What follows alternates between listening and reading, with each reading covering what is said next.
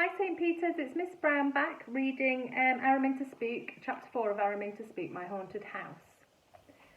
Chapter 4, Sir Horace. Saturday morning was not a great morning. Aunt Tabby was cleaning the boiler again. Usually I stay out of the way when Aunt Tabby goes anywhere near the boiler, but today was different. I wanted to collect new supplies of flour for my ghost box, as I thought I might be needing it soon, and Aunt Tabby keeps all of her flour in the third pantry on the left just past the boiler room. I had nearly passed the boiler room safely when Aunt Tabby looked up and saw me. Drat! I could see she was going to be trouble. She had a big sooty scrubbing brush in her hand and had just kicked over a bucket of water. I was right. She was trouble.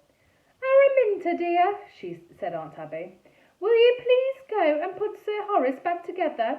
He has spent 2 whole days in pieces now. Sir Horace? Since when has Aunt Tabby bothered about Sir Horace? Do I have to? I asked, annoyed. I had better things to do than put a heap of rusty junk back together. Why was Aunt Tabby always popping up when you least wanted to see her? Yes, you do have to. Aunt Tabby kicked the grate. There are some people coming who want to buy the house, and I think a nice suit of armour in the hall will make a good impression. People like suits of armour, and Araminta. What? I said. I want everything left nice and tidy, please. The people are coming this afternoon. This afternoon? I gasped. But that doesn't give me nearly enough time to... Oops. To what? Asked Aunt Tabby suspiciously, peering at me through her sooty spectacles. To, clean up my room? I told her in my nicest voice. Well, you had better get a move on then, hadn't you, dear? Said Aunt Tabby, and take that old, awful helmet back up with you. I picked up Sir Horace's helmet and got out of Aunt Tabby's way. Not more people coming to see the house, I thought. Couldn't they read the sign outside? I went out into the garden to see if Aunt Tabby had changed the sign, but she hadn't. It still said, "This haunted house is for sale." I didn't understand it. Why would anyone want to buy a haunted house? But just to make sure, I added a bit more to the sign. This horrible haunted house is for sale. I dumped Sir Horace's helmet on the floor in my Saturday bedroom, which is my favourite as you can only get to it by climbing up a rope ladder and then squeezing through a small door which keeps Aunt Tabby out. The trouble was the rest of Sir Horace still lay all over the floor on my Thursday bedroom, so it took forever to bring up all of the pieces down the corridor and then throw them up through the door.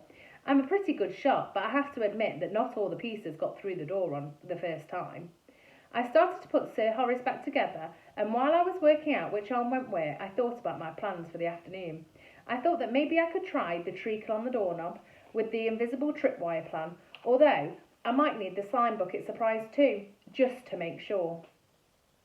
But whatever I was going to do, I had to get Sir Horace finished quickly, as Aunt Tabby was sure to come and check. Sir Horace was really difficult to put back together.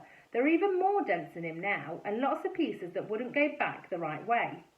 No matter how hard I pounded them, it was very irritating. It was nearly lunchtime by the time I had put Sir Horace back together. All, that is, except for his left foot. His left foot was just about the most stupid left foot I have ever known. I was feeling very cross, so I told Sir Horace exactly what I thought. It's all right for you, Sir Horace, you mouldy old rust bucket, I said, but I've got much more important things to do. If I don't get my plans ready, then some really, really stupid people who can't even read a perfectly obvious sign are going to buy this house. And when we do, Aunt Tabby is going to throw you in the recycling bin, and then you'll be taken away and squashed flat like a pancake and melted down and made into hundreds of tins, which will be probably filled with cat food. Ha, ha. By now, I was really annoyed with his left foot. I banged it upside down on the floor and it rattled. It shook again, and then something really exciting happened. A small brass key fell out. I could tell it was a very old key, as it was worn quite smooth, as if it had been in someone's pocket for 100 years.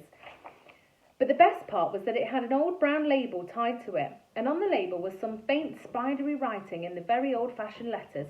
I could just about read what it said. This be the key to the balcony, doth fit all doors.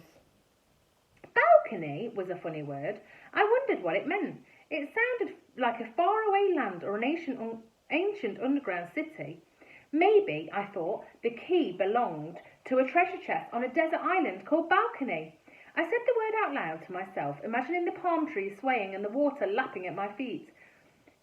And then I realised what balcony was. It was only the boring old balcony above the hall, and who would want to go there? Me? That's who! Suddenly I knew it was the perfect place. I could do my awful ambush from there. I've always wanted to do an awful ambush. It has just about everything in it, and it would make the slime bucket surprise look like a Sunday school picnic. Anyone coming to buy the house wouldn't last 5 seconds. I gave one last shove to Sir Horace's left foot, and yes, it went back on. So what if it was back to front? It didn't seem to bother Sir Horace, and it certainly didn't bother me. I had more important things to think about, like how to get to the balcony. Of course, I knew there was only one answer to that. Through a secret passage.